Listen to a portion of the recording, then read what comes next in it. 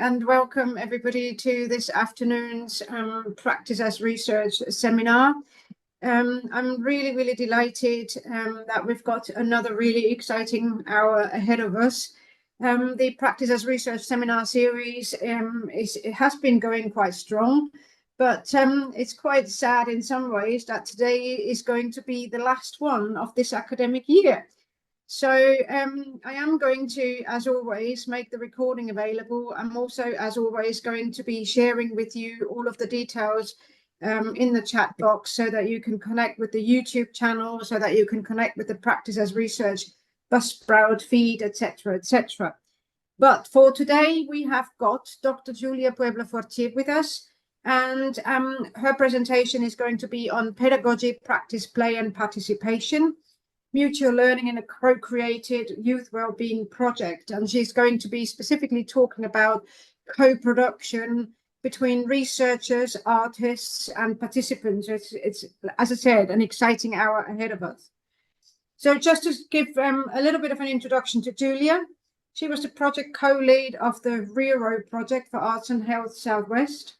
Her policy and academic experience, honed through work with multiple stakeholders and doctoral study at the London School of Hygiene and Tropical Medicine, has been transformed by using participatory, creative and relational approaches in research, evaluation and program management.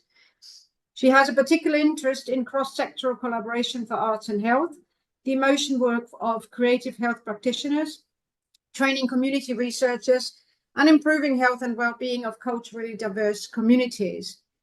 Julia is currently an honorary research fellow at the University of Bristol Medical School, and she also does independent consulting.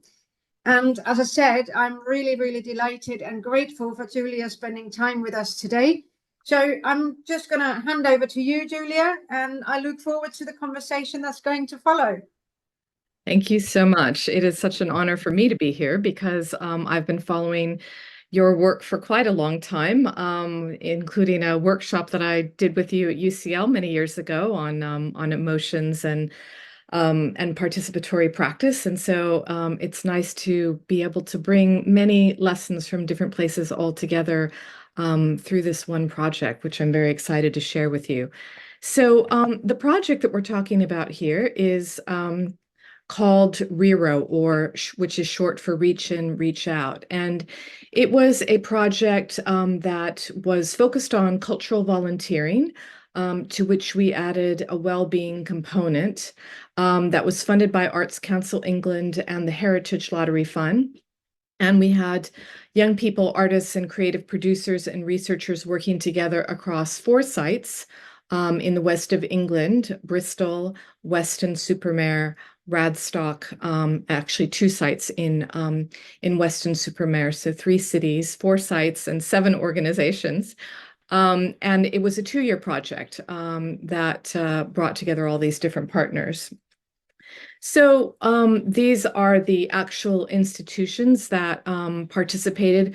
The project was coordinated by a sector support organization called Arts and Health Southwest. And we had these partners working with us. 2 museums, the Holborn in Bath and John Wesley's New Room in Bristol. And then 3 arts and culture organizations: Creativity Works, Creative Shift, and Superculture in Weston-super-Mare. And we came together to develop the application collaboratively, and then we went forward in a co-production approach from the very beginning as soon as we got the grant, and I'll tell you a little bit more about that. So the aim of the project was to focus on young people, and this project came through the Volunteering Futures Fund. That was a very large fund by DCMS that was focused on getting more people into volunteering in the cultural sector, hence the collaboration with Arts Council England. And we really wanted to focus our attention on young people who might have not ever engaged with the cultural sector, who were struggling to emerge from the COVID-19 pandemic, who might have had a variety of barriers to accessing the cultural sector. And so we thought that with that aim, it was really important to focus on their well-being in addition to developing their creative skills. As a pathway to getting them more engaged in their community. So that was the delivery aspect of the program. And then the learning aspect of the program was to really, from the very beginning, think very hard about how were we going to create an ongoing reflective learning process that would eventually lead to an evaluation of the program and an online toolkit where we could share lessons learned from this. So what I'm going to do is focus a little bit on one organ. Well, there are many different partners, but I just want to give you this overview of how we brought all of these different pieces together, both different partners, but also different aims. And so what we did when we stepped back to sort of evaluate and think about the process at the end of the project, we realized there were these three strands of well-being, creativity, and engagement. That at the heart of our efforts, we had the views, interests, and needs of the young people in the project, and that the artists and the partners in the project were bringing together their skills and assets and resources to achieve these aims of well-being, creativity, and engagement. And we thought that we had sort of a plan about how this is all going to develop. But in fact, what we found is that because of the differing both participants, but also the differing organizations that were part of this project, that there were different entry points at different sites. So for example, in Bath, they started straight off with a creative engagement activity that was graffiti making for young people at the Holborn. And that was how they got young people in the door. And then over time, they begin to sort of slowly work in the well-being and the engagement activities. Whereas in Bristol, they had art therapists leading and designing the entire project, but they decided to focus on access issues for a group of young people who had quite a number of disabilities as part of that group and had different ways of being able to participate both in person, but also hybrid. And so the well-being aspect was really supported first, and then the creativity was worked into that. And then with Weston-super-Mare, they went straight for trying to bring community partners together to develop the offer to the young people. And over time, those creative activities emerged and supported well-being. So one of the highlights of this whole program was really needing to take into account the circumstances of all of the different partners and young people and artists, and be very flexible about how things unrolled. So I'm going to focus on one particular site, the site in Bristol, which was a partnership between Creative Shift, which is an arts and health organization that has been doing a lot of work in the community for many years. And they worked with a new partner that they'd never worked with before, a very small museum called John Wesley's New Room, which had not actually done much work with young people as volunteers in the past. And so for both organizations, it was a new partnership working, and it was also a new group of people to be working with. So the program involved 3 phases over the 2 years. And in phase 1, there was a series of workshops that explored with the young people questions around well-being, creativity, community, and volunteering. And then they took those lessons from phase 1 and did a reflection activity, and then brought some of those young people in to co-facilitate the same workshops with a new group of young people. And then in phase 3, everybody tried to work together to create a celebration of the project, which included an exhibition, as well as showing of some of the books and the creative products that they developed. And I think what's important here is to keep in mind is that this was a group of young people. It was quite small. So as you can well imagine, with big projects like this, participation numbers is often sort of the key goal of some funders. But in order to work with people who had physical disabilities, communication disabilities, neurodivergence, mental health issues, all in one group, we decided to keep the group actually quite small because each individual young person actually needed quite a lot of support. So we had to adapt the activities to both being in an in-person and online format, and support them with lots of both sort of tangible support things, but also just the kind of space that they might need if they were not able to participate fully for each session. And so there was a lot of accommodations made around that. And then there was also a lot of support provided to the young people between the sessions, from the project manager, but also all along the way having these one-to-one check-ins that really allowed the young people, an opportunity to talk about what did they want, what were some of their goals, and how were they navigating the challenges that they were having just to even being in a group with other young people.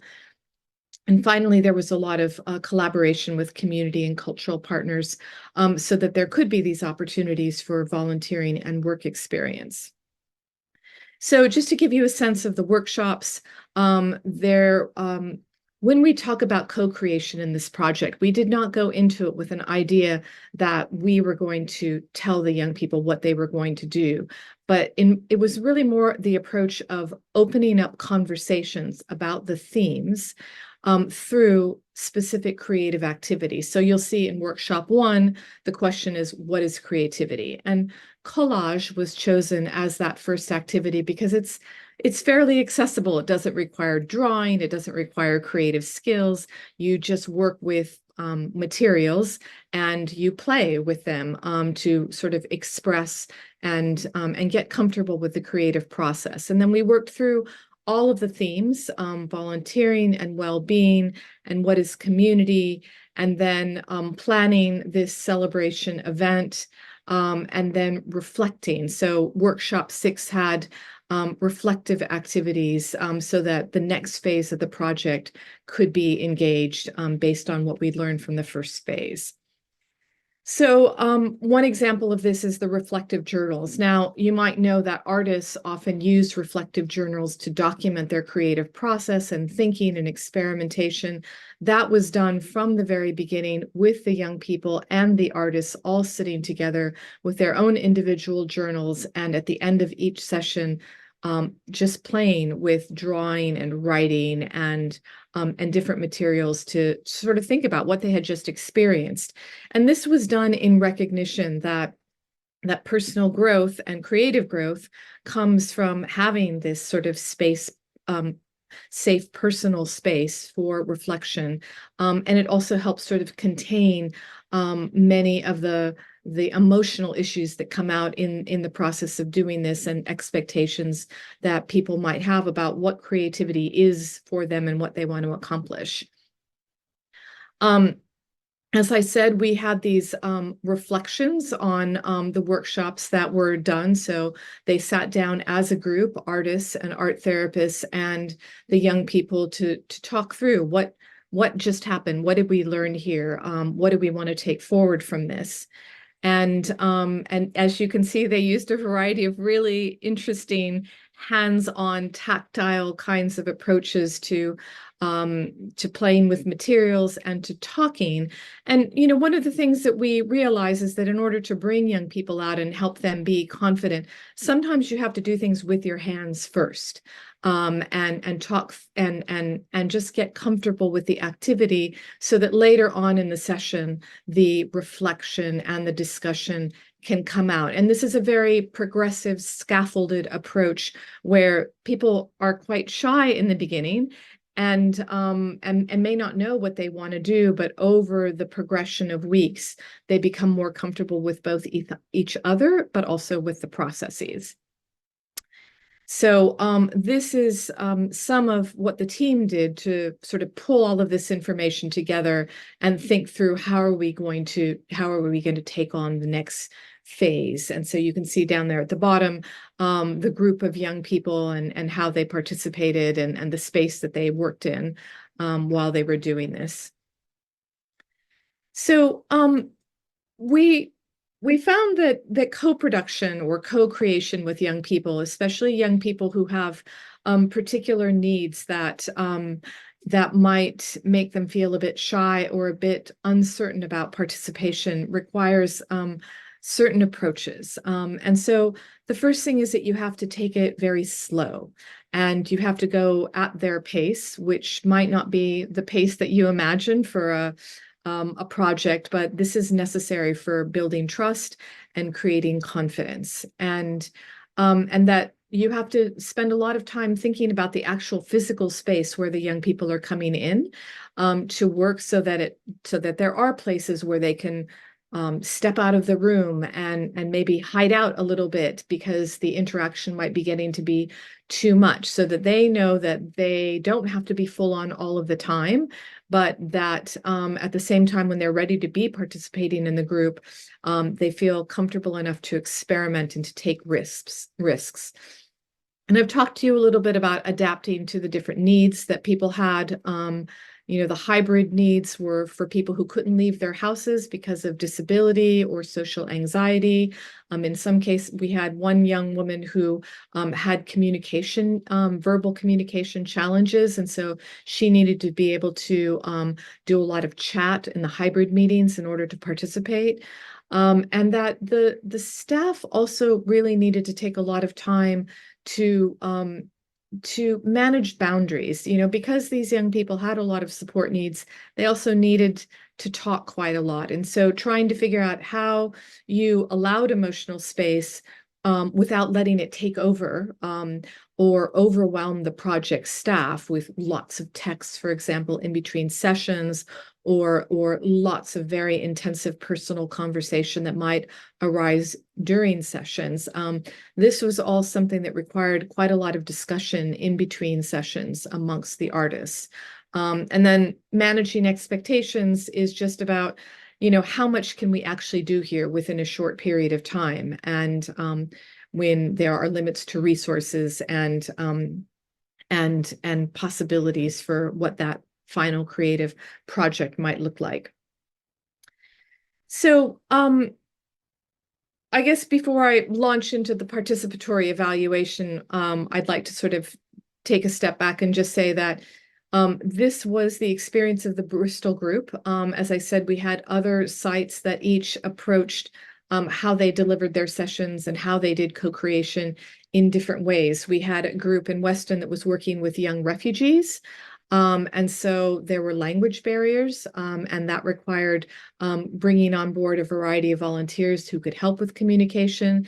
These were young men. They weren't necessarily interested in the same kind of creative activities that the other groups were, but they were quite interested in food and talking about food heritage and about making food and playing a bit of football, going outside. And so one of the critical elements of co-creation is really being able to hold your own goals very loosely in mind while you are listening very carefully to what your participants want, what they're willing to do, what they're interested in, and what their limitations might be. The group in Bath was very dynamic and had people with a lot of energy who really wanted to dig into the elements of the museum there that are, the Holborn generally has a fairly traditional base collection, but then they often bring in modern artists contemporary artists to sort of work around that, and the young people brought their own fresh perspectives and really tried to work on reinterpreting these sort of older traditional collections to something that seemed more relevant and more dynamic for them as young people in their late teens and early 20s.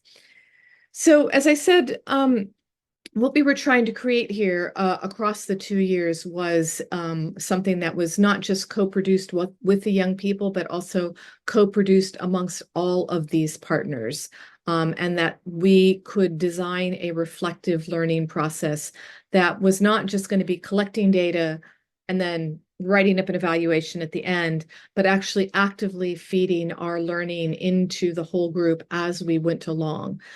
So we tried to use a variety of different data collection elements. We trained young community researchers. We worked with our own staff on with the non-research staff on how to work with the data that we were collecting and how to understand it. And all of this was aimed towards this development of an online toolkit and training workshops. So I'm going to walk you through some of these steps so you can see how we did this. So obviously some sort of basic elements. It was a complex multi-site project over 2 years that had a lot of people involved in it. And we did want it to be flexible, but we also realized that we needed to coordinate what we were doing. And so we wanted to start by coordinate that around having common aims and sort of desired outcomes without necessarily constraining each one of the individual sites into having to do things exactly the same way. So that was why we chose to create a logic model and really get our head around what we were going to, sort of the general idea of what we were going to be doing, and identifying what kind of outcomes we wanted to have both for partner learning, but also for the young people and then for the whole project overall.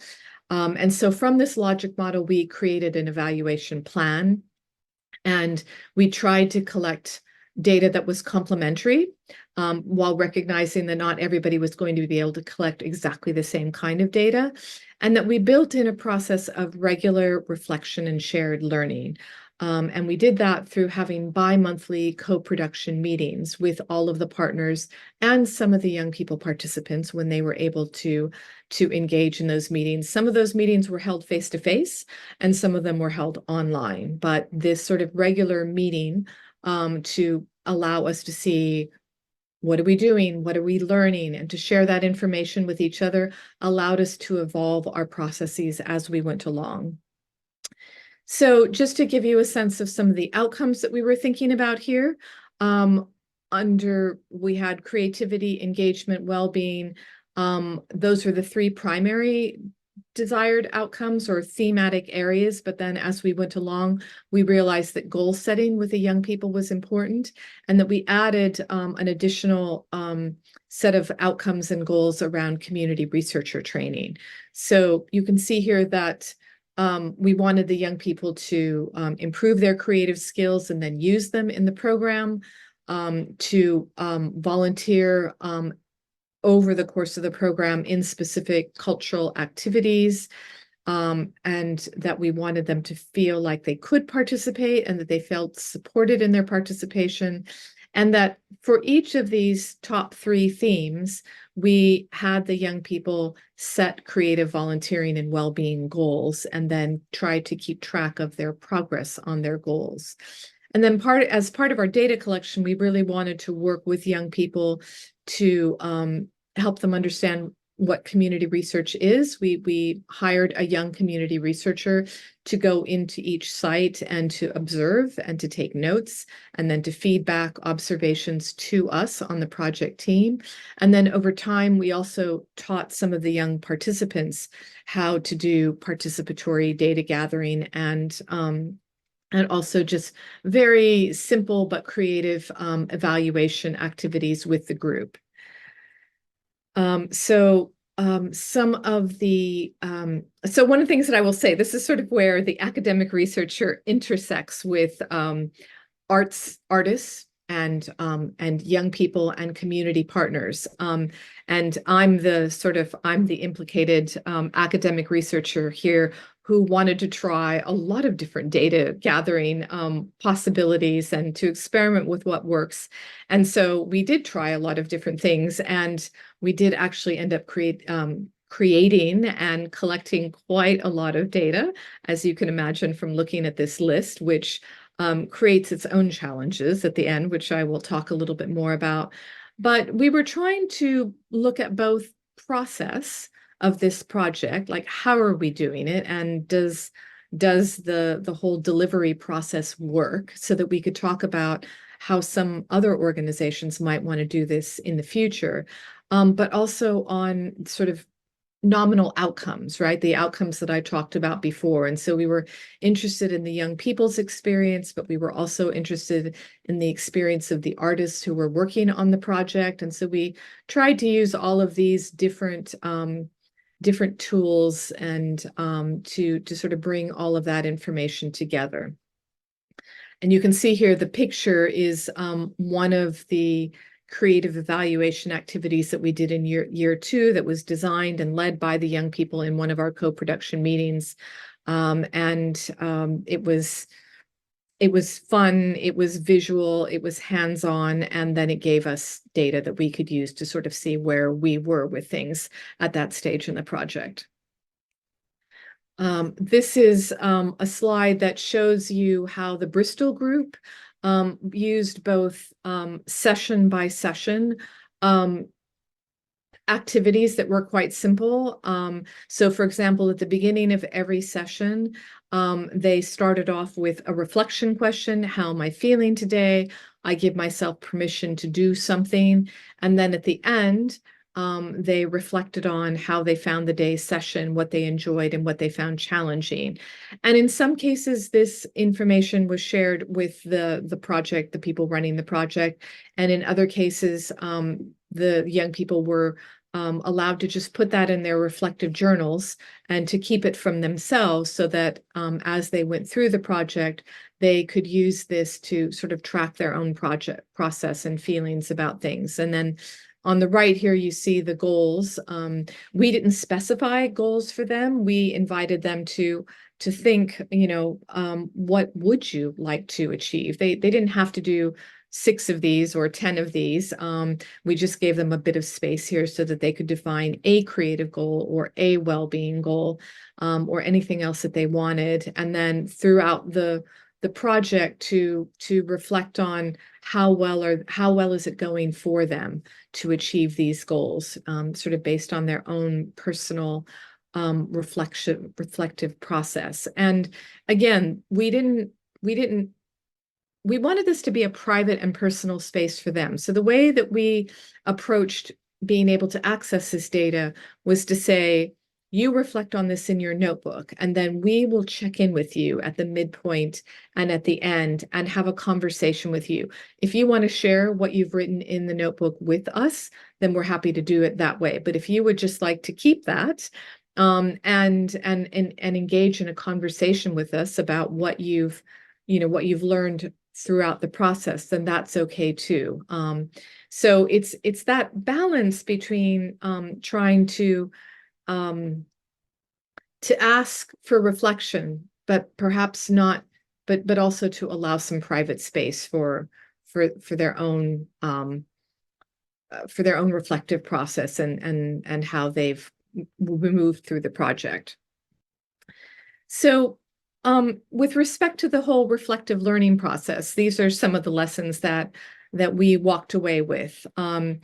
One is we were lucky to have a grant that allowed us to dedicate 10% of the overall funding for evaluation and reflection activities. And so we had a dedicated staff person managing that whole process, but then we also used some of our project partners' time to do some of this reporting and data collection and reflective activity with us, but also with their participants. And it's just a recognition that takes time, and it also takes knowledge capacity and skills capacity. We did have to do some teaching for the kinds of things that we were trying to do, and we also were taught by them, using some of the reflective learning processes that they already had experience with, and that worked well from them. So it was a really multi-dimensional learning process.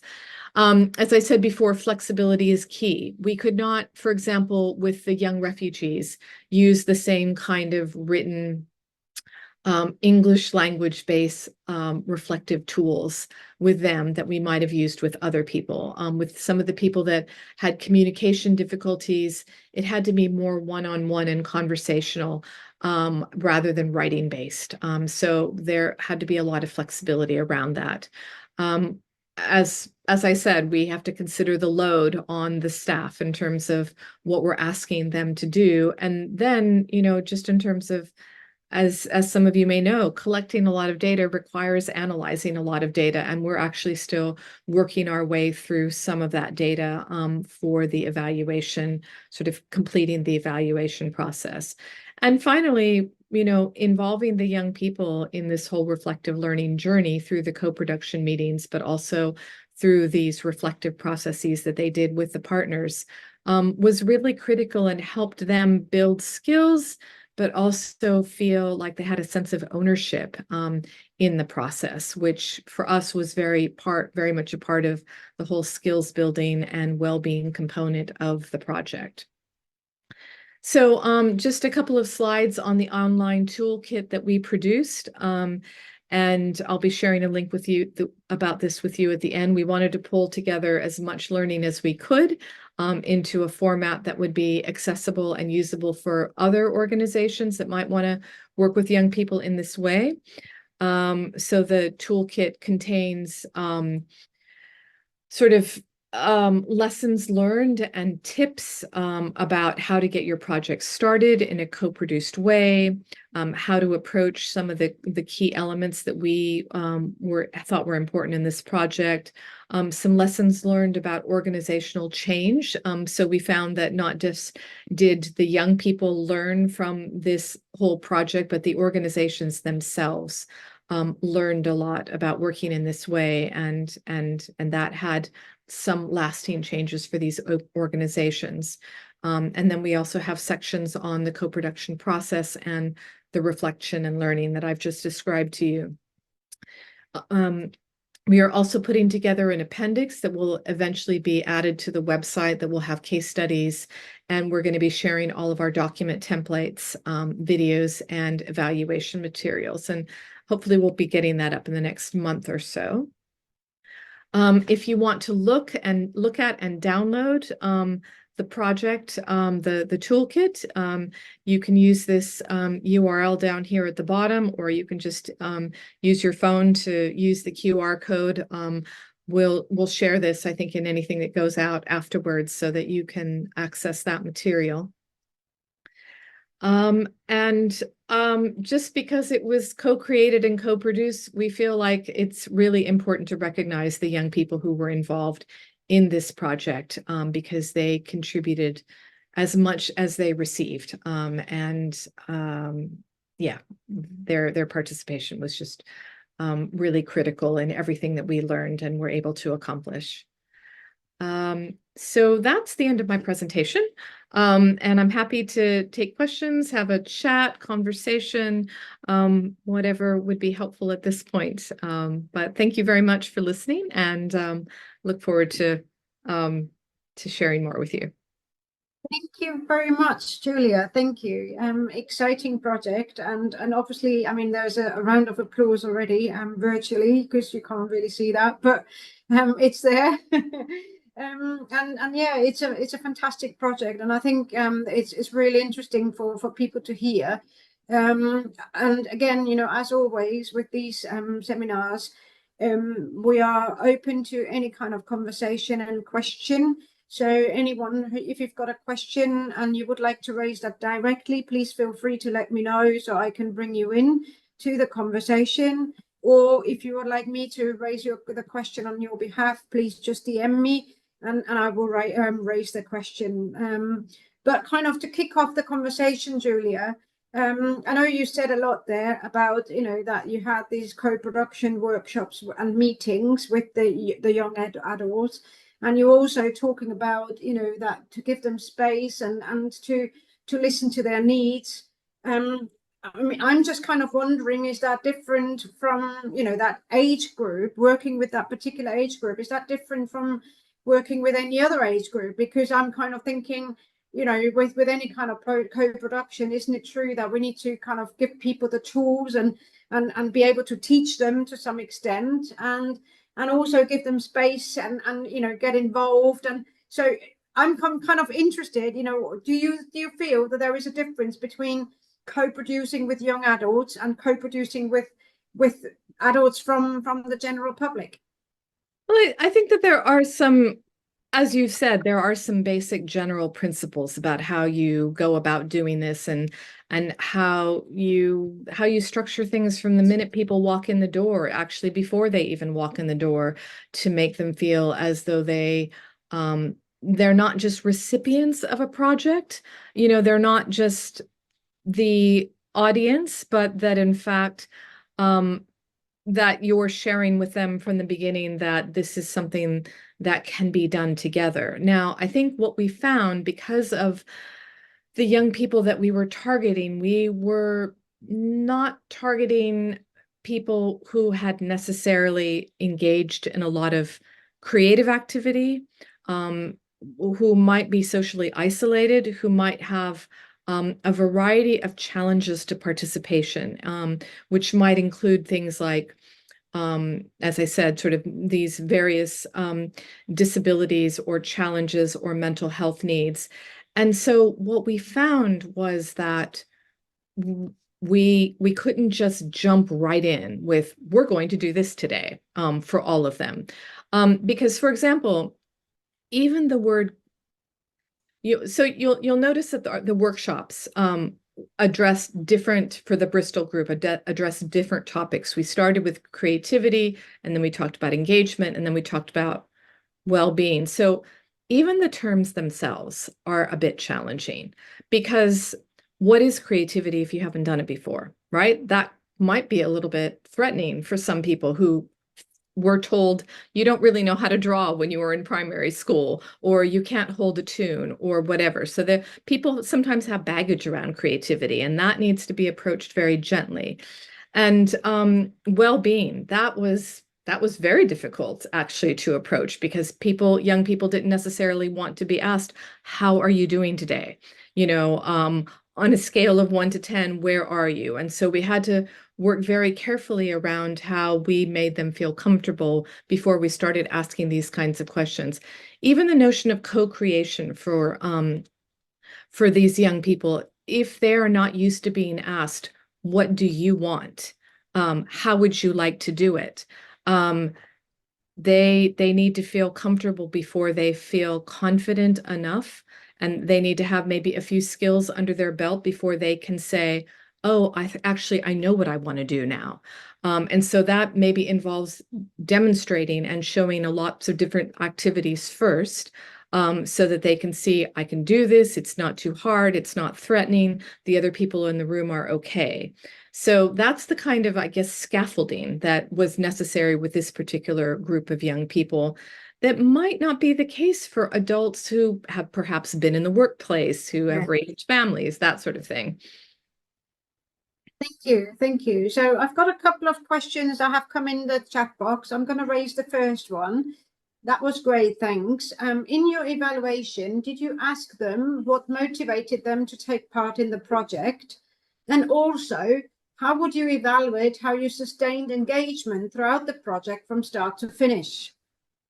Right. Okay. So we did not ask them what motivated them to get involved in the project. And it's funny that we never thought about that as a question, but I would also point out that there were a couple of different pathways that people got involved in the project. So with the Bristol group, we worked with some disability support organizations, as well as an organization that was helping work with young people to develop skills to get into work, or to further education. And so in some of the projects, we work with a variety of different young people caseworkers. And so those were direct referrals from those caseworkers, who in their own individual and particular ways broached the project with each young person to say, is this something that you would be interested in doing? Why don't you come and try it out?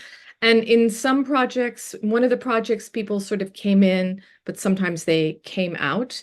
And in other projects, they stayed throughout the entire entire 18 months, I would say, because the delivery phase was a little bit more like a year to 18 months, depending on the site.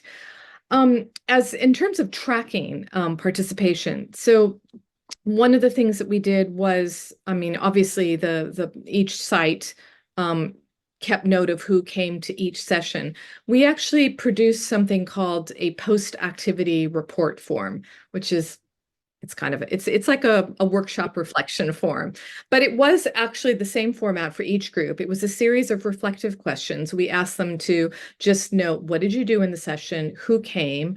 What did you observe about the young people? What were some of the challenges? What might you do differently? And for every single workshop that was done on every site, the activity leaders had to fill this form out. So at the end, we have this database, so to speak, of information that we can use to sort of track things across time, both by site, but also by different sort of reflective area. And so that is something we're going to be writing up.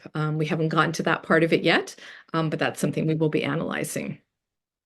Thank you. So there was another question from Emily Ratfield. Emily, please come in.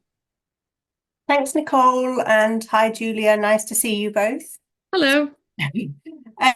Yeah, I was just thinking about kind of the evaluation phase and how the co-production worked in the evaluation. I'm interested in this because I evaluated the co-production of a project with young people that was co-produced, and we chose not to bring the young people into the evaluation in co-producing it, based on the group of young people that we were working with. So just interested in that kind of, how that co-production element worked. Well, so I guess what I would say is a couple of things. One is that in all of our discussions about evaluation and co-production and reflection on the learning that was going on, there were young people at the table from the very beginning.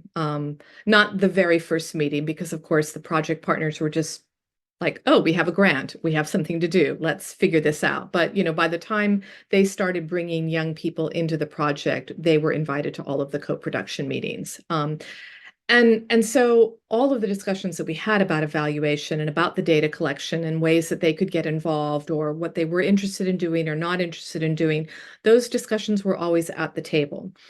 Now, what I will say is, as I did in this presentation, that we were quite ambitious about the kind of data that we were collecting, and we were sharing it in these meetings and talking about it from sort of beginning to end. But at some point, we got to the place where we had so much, and only the project team that was tasked with developing the toolkit was actually looking at the entire body of data. And the focus at the end of the project was just, can we get that toolkit pulled together? So that was kind of it wasn't a formal evaluation process, but we were evaluating as we were writing, in a way, as we were trying to sort of derive some lessons learned about the process and the outcomes.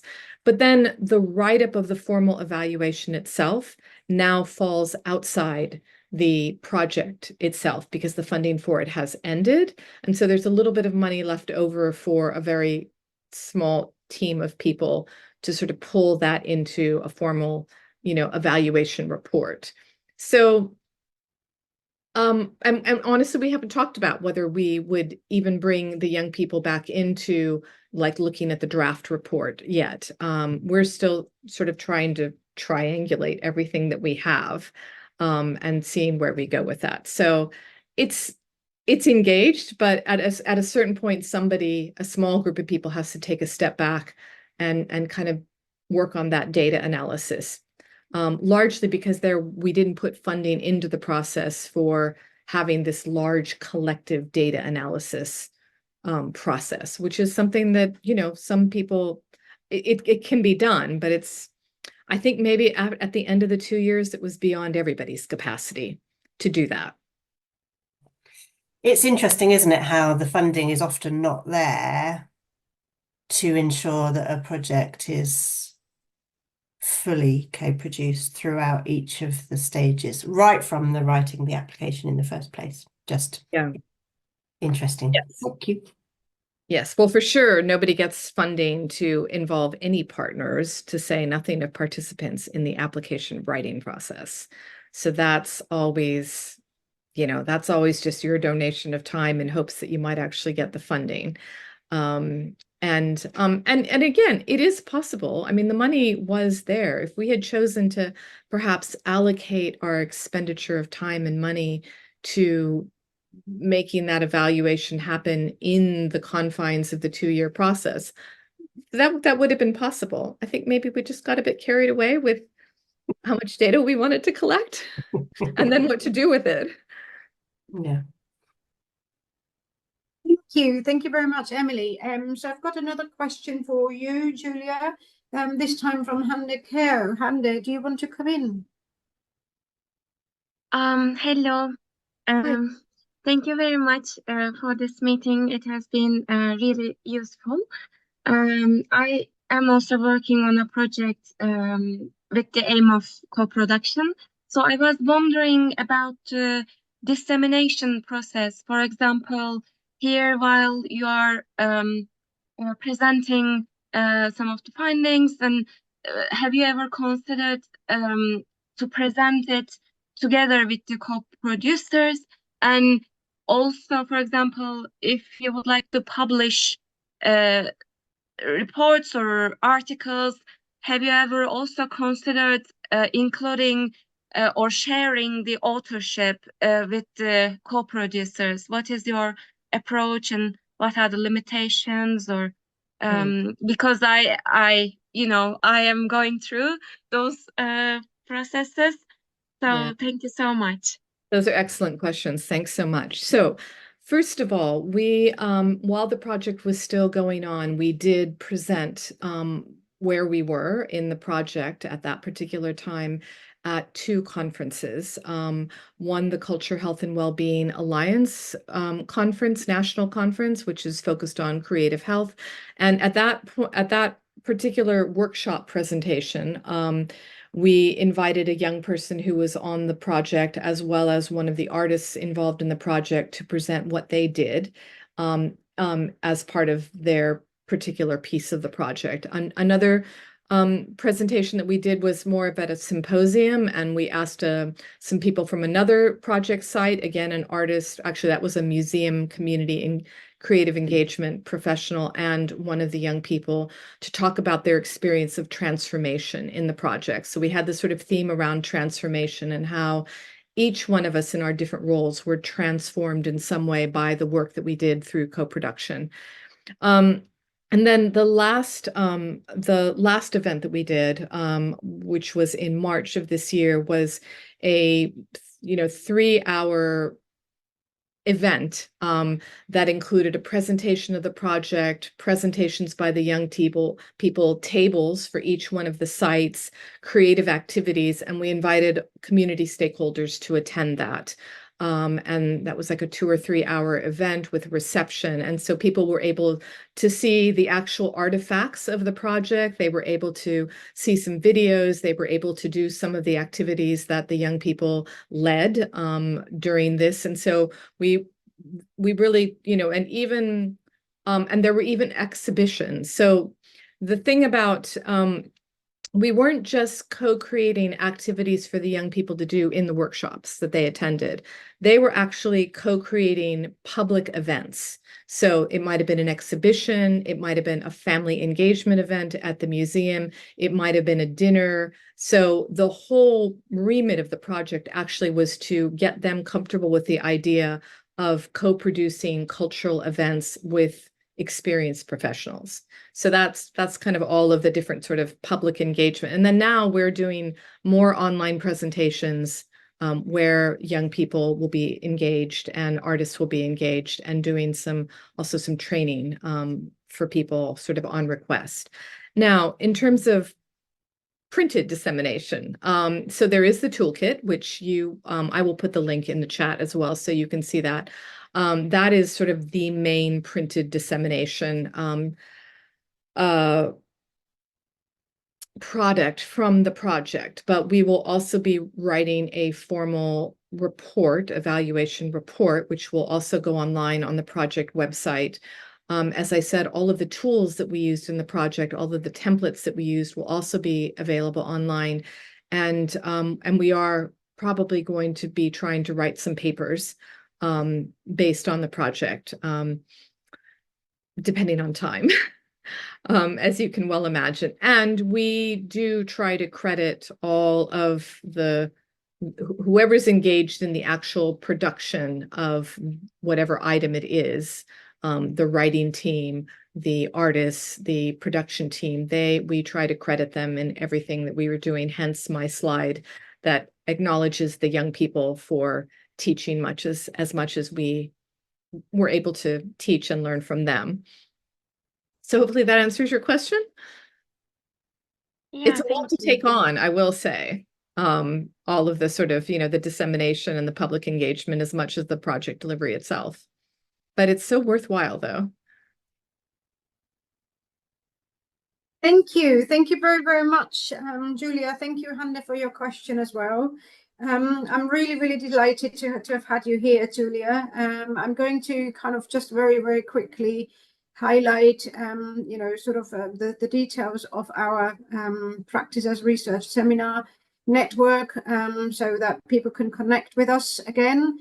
I mean, I'm quite aware of the time, so I want to make sure that we can kind of wrap up formally and like appropriately. I really would like to say thank you so much to everyone who's here, but especially obviously to Julia for the presentation, for your time. There are a few comments in the chat box as well that say thank you to you, Julia. So I really, really appreciate to have had that time. And I hope to see you all and everyone else again for our next seminar, which is probably now going to happen in the autumn term. So I wish you all a good summer in case I don't see you before. And Julia, thank you so much for being here today.